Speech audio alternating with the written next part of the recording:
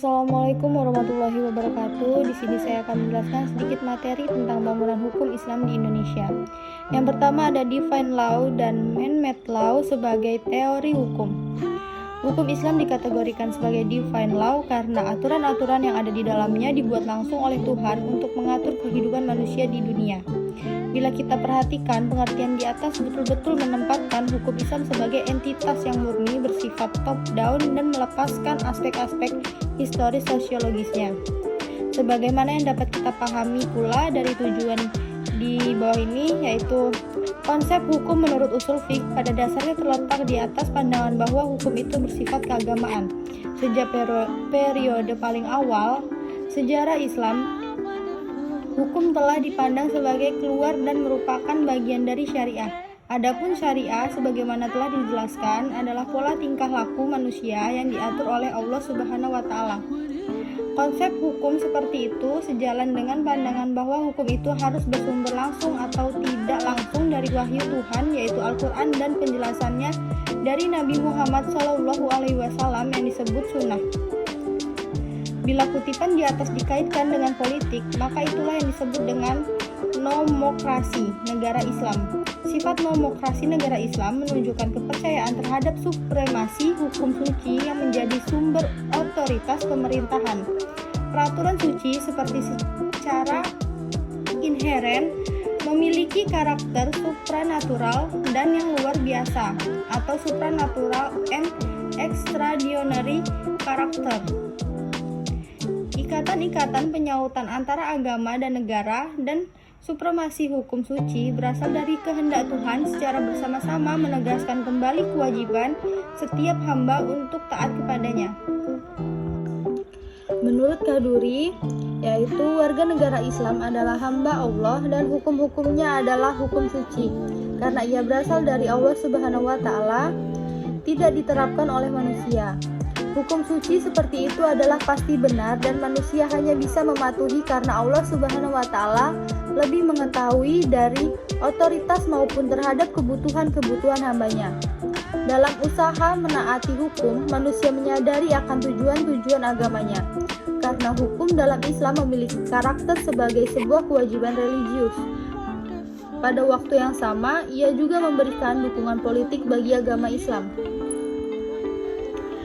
Kemudian, pada kenyataannya, hukum Islam merupakan perintah Tuhan dan karenanya bersifat mengikat sebagai sebuah cita-cita agama yang berbeda dengan hukum buatan manusia yang biasa disebut dengan man-made law dan dianggap sebagai fenomena sosial yang tunduk pada kebutuhan manusia dan nilai-nilai.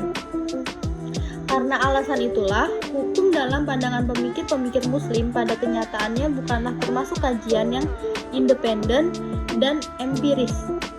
Sebagai implikasi dari kedua faktor tersebut, yakni sifat sucinya dan ikatan yang kuat dengan tradisi-tradisi lama, hukum Islam berkembang menjadi sebuah hukum yang statis, yang bisa dianggap menjadi penghalang bagi terjadinya perubahan.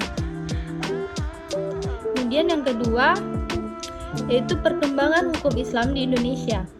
Pada bagian ini kita akan mendiskusikan relevansi epistemologi hukum Islam Indonesia dengan pembangunan hukum Islam Indonesia dengan pembangunan nasional. Namun, sebelum kita lebih jauh membahas persoalan tersebut, terlebih dahulu sebaiknya mengetahui apa yang dimaksud dengan hukum nasional, mengapa kita membutuhkan hukum nasional, dan bagaimana caranya kita mewujudkan hukum nasional tersebut.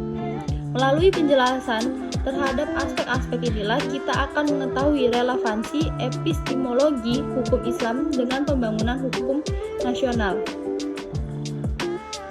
Selanjutnya, dalam rangka membangun sistem hukum nasional, pemerintah menerapkan kebijaksanaan untuk memanfaatkan 3 sistem yang eksis di Indonesia, yaitu sistem hukum adat, hukum Islam, dan Barat sebagai bahan bakunya.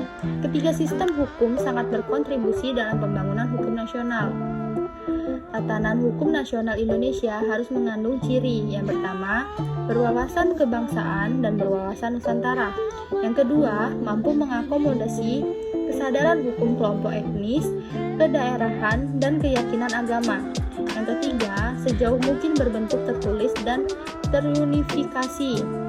Yang keempat, bersifat rasional yang mencakup rasionalitas efisiensi, rasionalitas kewajaran, rasional kaidah dan nilai. Yang kelima, responsif terhadap perkembangan aspirasi dan ekspektasi masyarakat. Selanjutnya ada sarana dan prasarana. Berdasarkan penjelasan di atas, tampak sekali dalam hal penetapan kebijakan hukum di Indonesia, pemerintah telah menjadikan hukum Islam sebagai bagian dari hukum nasional.